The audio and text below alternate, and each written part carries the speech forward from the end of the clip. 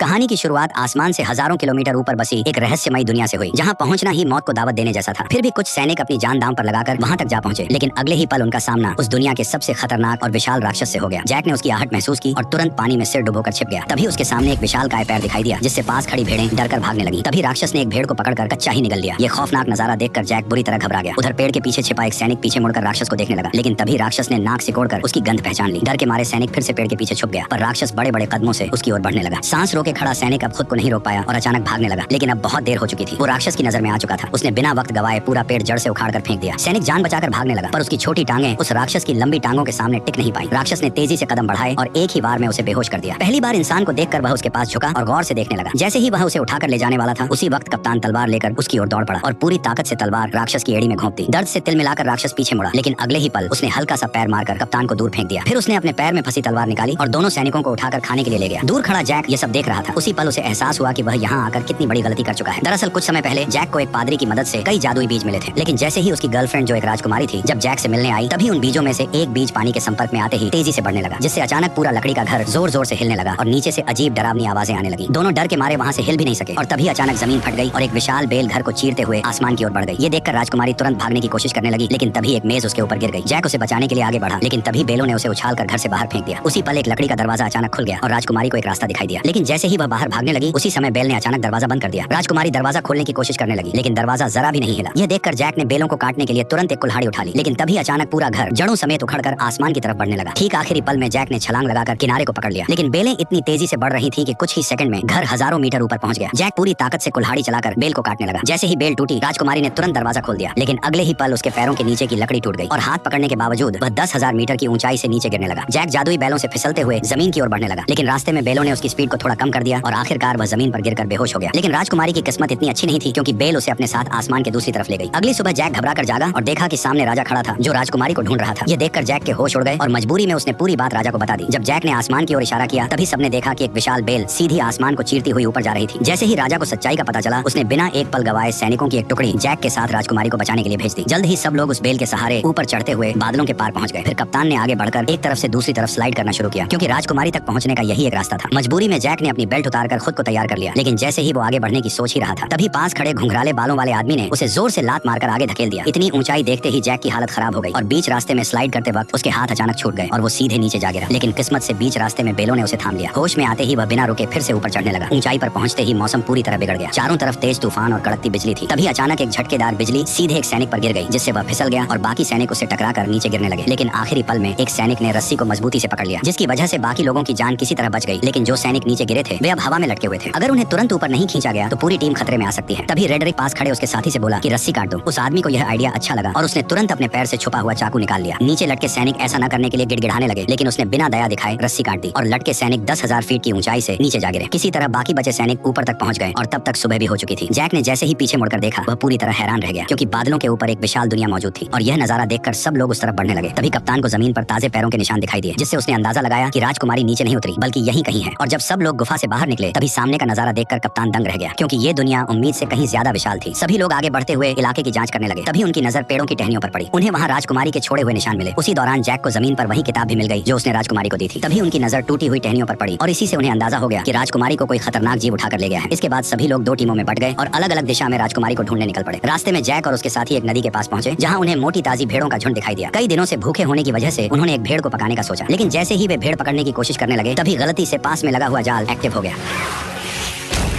Jack ने तुरंत अपना चाकू निकाला और पूरी ताकत से जाल काटने लगा। उधर कप्तान भी रस्सी काटने की कोशिश कर रहा था, लेकिन तभी उसकी नजर एक अजीब चीज पर पड़ी। पास के सारे कौवे अचानक घबरा कर उड़ गए और सारी भेड़ें भी एक साथ दूसरी दिशा में भागने लगी। कप्तान को कुछ शक हुआ, पर वो फिर भी रस्सी काटता रहा और जैसे तैसे वे दोनों जाल से निकल आए। लेकिन तभी जंगल से डरावनी आवाज गूंज उठी और उसी पल एक विशाल काय दानव उनके सामने आया और दोनों सैनिकों को पकड़कर अपने साथ ले गया। जैक चुपचाप दानव के पीछे पीछे चलने लगा, ताकि सही मौका मिलते ही वो साथियों के साथ राजकुमारी को भी बचा सके। दूसरी तरफ रेडरिक दोनों सैनिकों के साथ एक चट्टान के किनारे पर पहुंच गया। गंजे आदमी को लगा कि इस तरह ढूंढते रहना बेकार है और वह कोई दूसरा रास्ता खोजने के लिए आगे बढ़ने लगा। लेकिन तभी रेडरिक ने अपनी चाल चल दी। अरे देखो, वो रही इज़ाबेल। जैसे ही गंजा आदमी वापस मुड़कर चट्टान के पास आया, तभी रेडरिक ने मौके का फायदा उठाकर उसे सीधे गहरी खाई में धक्का दे दिया।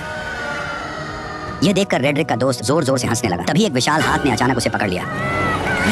ठीक उसी पल पीछे से एक और पहाड़ जितना बड़ा दानव उसके सामने आ गया। रेड्रिक डर के मारे वहीं जमीन पर गिर पड़ा और जल्दी जल्दी अपने बैग में कुछ ढूंढने लगा। लेकिन जैसे ही दानव उसे पकड़ने के लिए हाथ बढ़ाने लगा, ठीक उसी पल रेड्रिक ने एक चमकता हुआ ताज बाहर निकाल लिया। ताज को देखते ही दानव वहीं रुक गए, मानो किसी अदृश्य ताकत ने उन्हें जकड़ लिया हो। दरअसल ये एक जादुई ताज था, जिसके हाथ में भी ये शक्तिशाली ताज होता, दानव उसकी हर बात मानने को मजबूर हो जाते। उधर जैक दानव का पीछा करते करते उनके ठिकाने तक पहुंच गया और वहाँ का नजारा देखकर वह हैरान रह गया, क्योंकि चारों तरफ खूबसूरत झरने और ऊंचे ऊंचे पहाड़ थे जो किसी स्वर्ग से कम नहीं लग रहे थे। वहीं पर 2 सिर वाला दानव राजकुमारी को एक पिंजरे में कैद किए हुए था। फिर वह उसे बाकी दानवों के पास ले गया, जहाँ सारे दानव इकट्ठा होकर उसकी तरफ देखने लगे। तभी वो दानव भी लौट आया जिसने कप्तान और उस मोटे सैनिक को पकड़ा था। उसने उन दोनों को लाकर पिंजरे के पास फेंक दिया। यह देखकर 2 सिर वाले दानव को शक हुआ कि शायद और भी इंसान यहाँ मौजूद हैं। इसलिए उसने जमीन पर पड़े एक मोटे सैनिक को पकड़ लिया और उसकी गर्दन मरोड़कर उसे जिंदा ही निगल लिया। इसके बाद दानव ने उसके कवच को बाहर थूक दिया। पर जैसे ही वो दानव कप्तान को धमकी देने लगा कि वह राजकुमारी को भी खा जाएगा, तभी पास से एक आवाज आई जिसने सबका ध्यान अपनी तरफ खींच लिया। दरअसल वो आवाज किसी और की नहीं बल्कि उसी गद्दार रेड्रिक की थी। उसके सिर पर पहने ताज को देखते ही बाकी सभी दानव तुरंत घुटनों के बल झुक गए और उसी पल उसका असली प्लान सबके सामने आ गया। वह सीधे 2 सिर वाले दानव के सामने गया और उसे घुटनों पर आने का हुक्म दिया। उसके सिर पर ताज देखकर 2 सिर वाला दानव मजबूरी में झुक गया और फिर रेड्रिक उसके चेहरे पर पैर रखकर धीरे धीरे चलते हुए सिंहासन की ओर बढ़ गया। और उसी पल से रेड्रिक दानवों की दुनिया का नया राजा बन गया। उसने इंसानों पर हमला कर पूरी दुनिया जीतने का ऐलान कर दिया। उसकी बातें सुनकर दानव सेना बहुत ज्यादा खुश हो गई, पर 2 सिर वाले दानव के दिमाग में कुछ और ही चल रहा था। उधर दानव ने कप्तान को पकाने के लिए उठाकर सीधे चिपचिपे आटे पर फेंक दिया। वह जितना छटपटाया उतना ही उसमें फंसता चला गया। तभी दानव आगे बढ़ा और उसने कप्तान के ऊपर मुट्ठी भर आटा पटक दिया। इसके बाद दानव ने बड़ी ही घिनौनी हरकत की।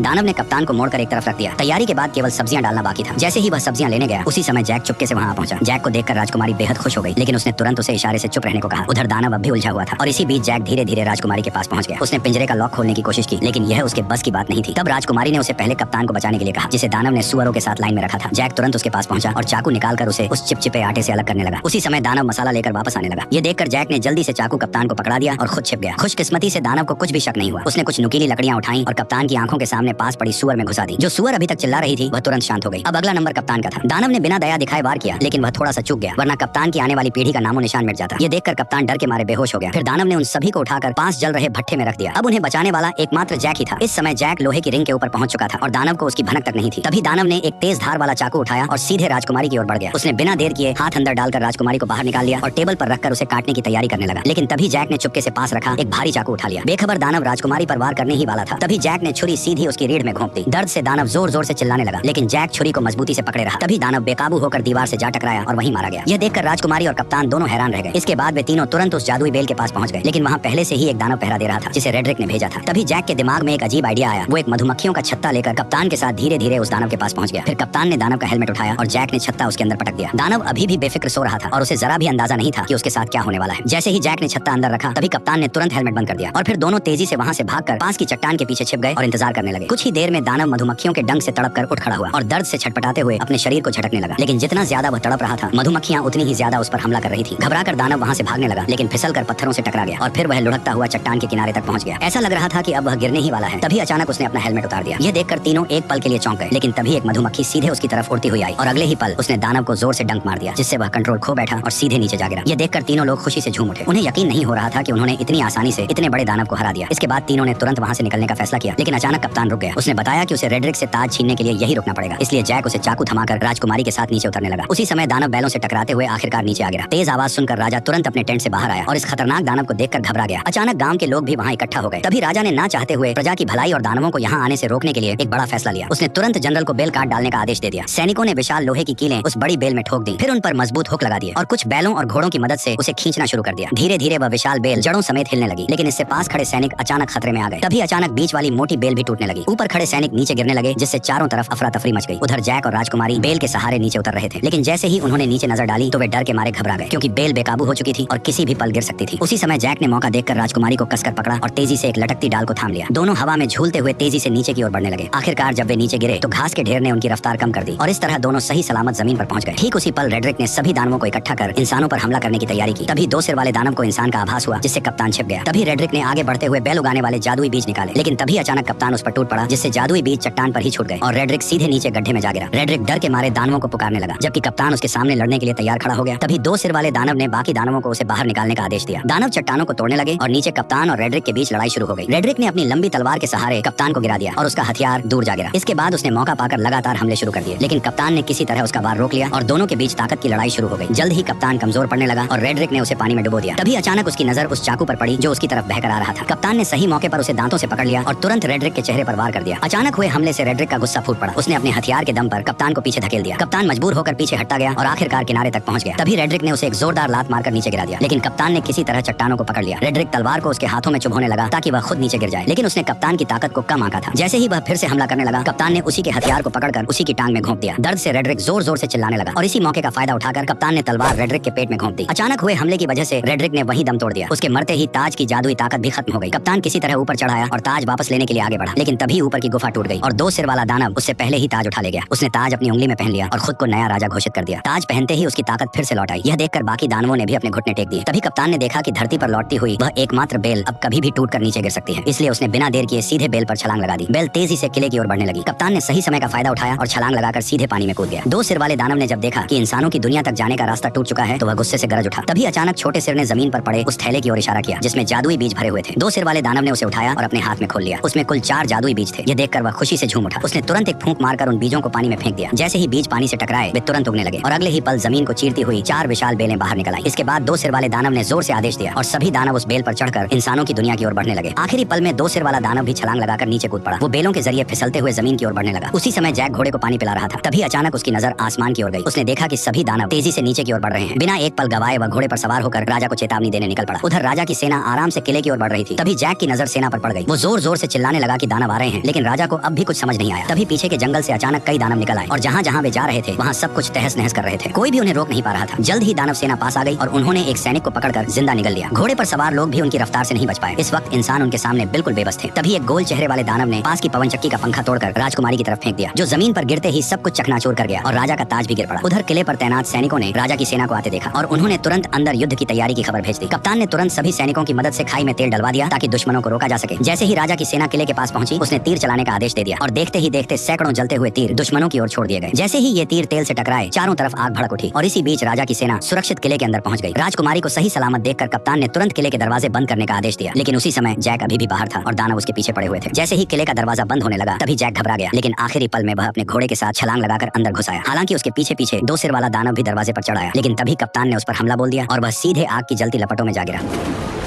जल्द ही आग ने उसे पूरी तरह घेर लिया, लेकिन हैरानी की बात यह थी कि उसके अपने लोग भी उसे बचाने नहीं आए, बल्कि बस खड़े खड़े उसे जलते हुए देखते रहे। उधर लोग अभी आपस में बात ही कर रहे थे कि अचानक आसमान से एक बड़ा लोहे का घंटा तेजी से किले की ओर आया। उसने दीवार को ध्वस्त कर दिया और सीधे नीचे जा गिरा। इससे पहले कि कोई कुछ समझ पाता, अचानक युद्ध का बिगुल बज उठा। तभी 2 बड़े लोहे के हुक किले के दरवाजे की तरफ फेंके गए, जिन्हें दानव मजबूती से खींचने लगे। तभी इंसानों और दानवों के बीच खींचतान शुरू हो गई। असल में यह सब गोल चेहरे वाले दानव का प्लान था, जिसने और ज्यादा दानवों को बुलाकर किले के दरवाजे को तोड़ने का आदेश दिया। अंदर का माहौल पूरी तरह अफरा तफरी में बदल गया। राजकुमारी जैक को लेकर किले के अंदर की तरफ भागी। उधर बूढ़े राजा ने सभी सैनिकों को आदेश दिया कि वे दानवों को रोकने के लिए क्रॉसबो का इस्तेमाल करें। जल्द ही और भी दानव आ गए और उन्होंने पूरी ताकत से खींचना शुरू कर दिया। तभी कप्तान के आदेश पर सैनिकों ने कई सारे क्रॉसबो छोड़ दिए, जो सीधे लकड़ी के दरवाजे पर जा लगे। सटीक निशाना लगते ही सैनिक तुरंत क्रॉसबो गाड़ियों को पीछे खींचने लगे। किले की सेना टुकड़ियों में बट गई और राजा भी मदद के लिए आ गया। वो कप्तान से दानवों की कमजोरी पूछ ही रहा था कि तभी आसमान से एक जलता हुआ पेड़ गिरा, जिसने सैनिकों को अलग अलग बिखेर दिया।